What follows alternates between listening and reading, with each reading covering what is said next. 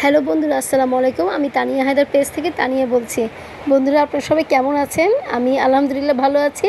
আর আমি আজকে এসেছি অনেক সুন্দর একটি জায়গায়। এটা হচ্ছে একটা নার্সারি। এই নার্সারিতে কিন্তু বিভিন্ন ধরনের ফল ফুলের গাছ পাওয়া যায়। তো আমি আজকে কিছু ফুলের গাছ কেনার উদ্দেশ্যেই এসেছি। যেহেতু আমি আপনাদেরকে বলেছিলাম এর আগেও, আমি অল্প অল্প করে একটু একটু করে আমি ছাদ বাগান করছি।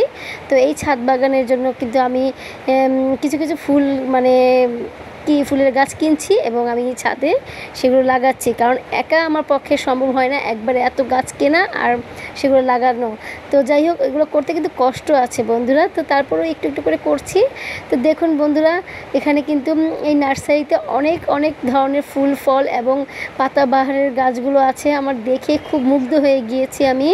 তো এগুলো হচ্ছে বারান্দায় লাগানো হয়। তো লতা পাতার গাছ। আর দেখুন, একটা আশ্চর্য বিষয়, এটা একটা নারিকেলের মধ্যে গাছটা বানিয়ে রেখেছে ওরা। তো দেখতে খুবই সুন্দর লাগছে আমার কাছে। আর এত সুন্দর করে সাজিয়ে রেখেছে, মন চায় সব কিছু কিনে ফেলি, সবই নিয়ে যাই বাসায়।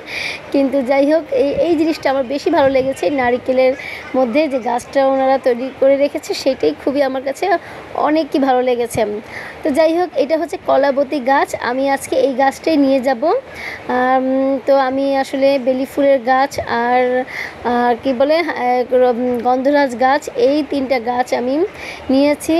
তো এই হচ্ছে আমার এটা হচ্ছে কলাবতী। এটা 12 মাসের ফুল, এটা 12 মাসই এই ফুলটা ফোটে। তো আমি এই ধরনের গাছই আমি নিব, যেটা